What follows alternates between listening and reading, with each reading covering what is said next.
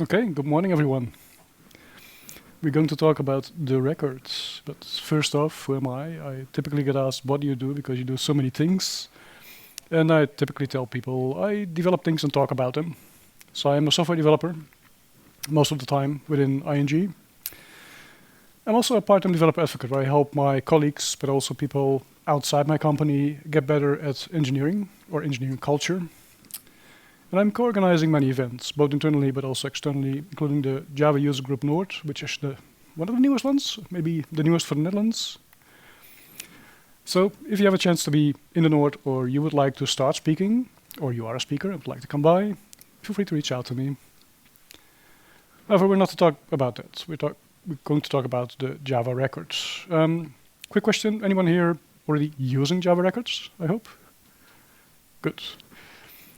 For those that don't use them yet, I hope you're not on Java 8 or 11 anymore. It's around since Java 16, 17 LTS, or 21 or 25, depending on what you're using. What they do is that they act as a transparent carrier for immutable data. And that led to some confusion with one of my colleagues. So that made me decide I should do a talk about this. But what they do is that you get a lot of things for free. People used to use Lombok for this, or if you use Kotlin, you have the data class as well. But you get a canonical constructor for free, toString, hashcode, equals, etc. You can override them if you think I want it in a different way. But you get this without writing any code, which is what we like, because typically POJOs is just data. And we write them once, don't look at them that often anymore. So the way they look is like this. You don't use class, you type record, you pick a name, and you add the fields that you want to include there. So all these fields are shallowly immutable. You can't change them afterwards unless you create a new record instance. So what you use them for is to, at least what I use them for, is to use cognitive load. And because I do like engineering culture and helping engineers get better at reading and writing code, it helps a lot to understand what's happening in the code, because you no longer have that really big class, you just have one line that explains you this is what's happening. It's all predictable as well. So typically you use them to transport data between objects or other applications, or within your application a component. They also offer some memory and performance benefits if you do high-speed, high-volume, but you really need to do a lot of high-speed, high-volume. So for most cases, this will not apply for the typical things that we build.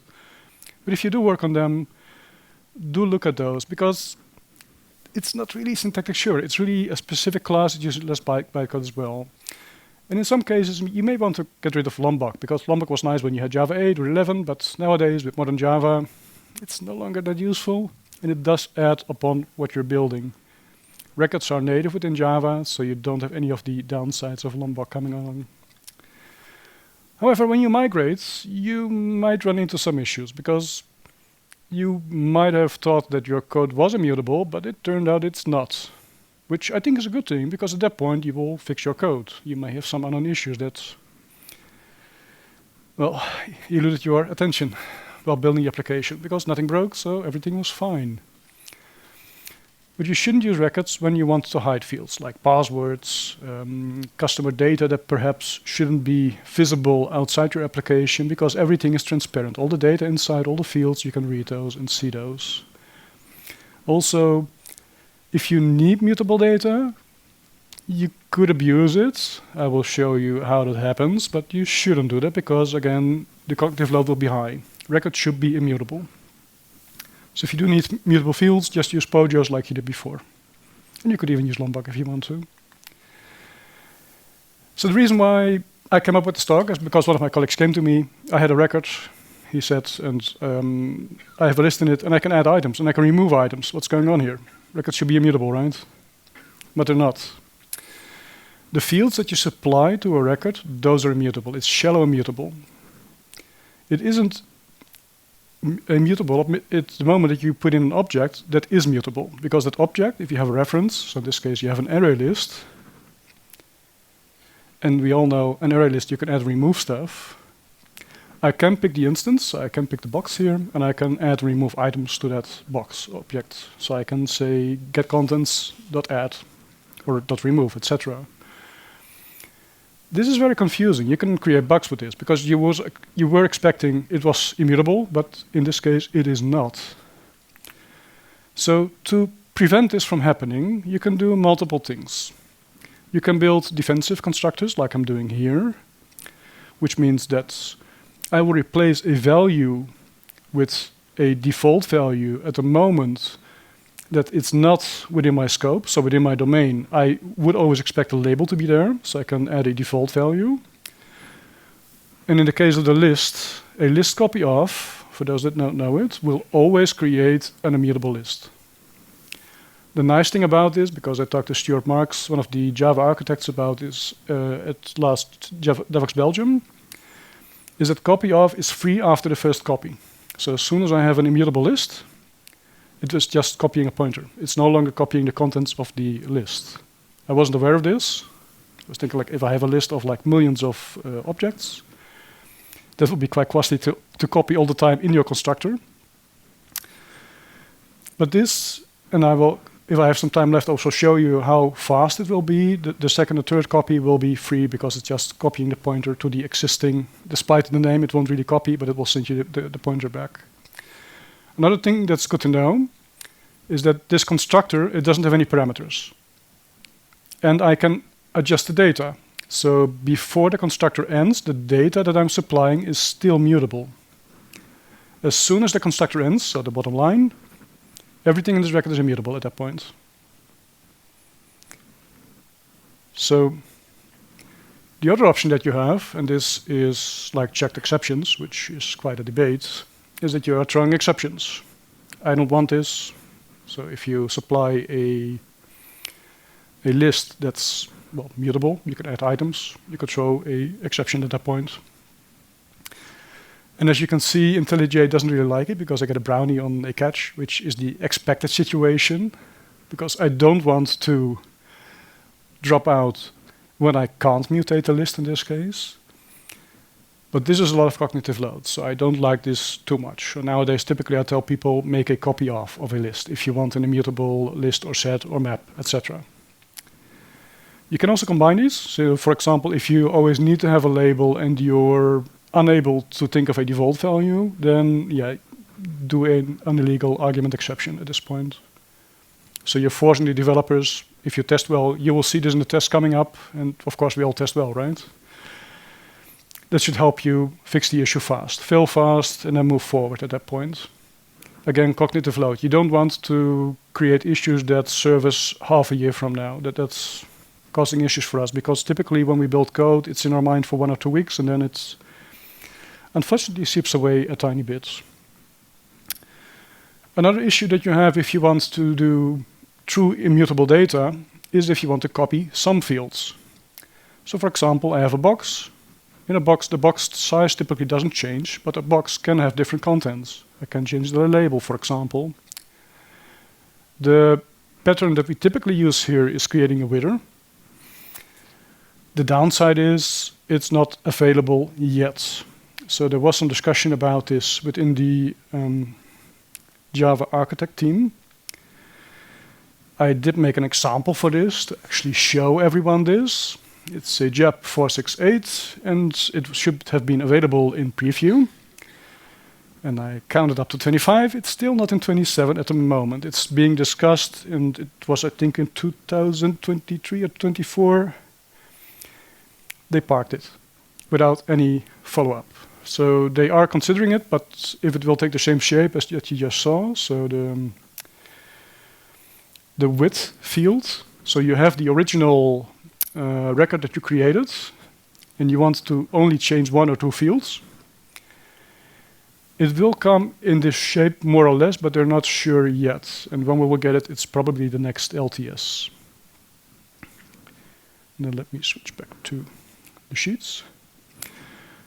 If you don't want to write a code, and code is cheap nowadays because we have AI, we have a lot of good tooling, then you could also consider still using Lombok with the @width annotation that does take care of it for you. It works both on the class level, on the record level, or on the field level if you want. But if you're doing it on the field level, maybe just write the code yourself. Otherwise, you will have to add and use Lombok at that point.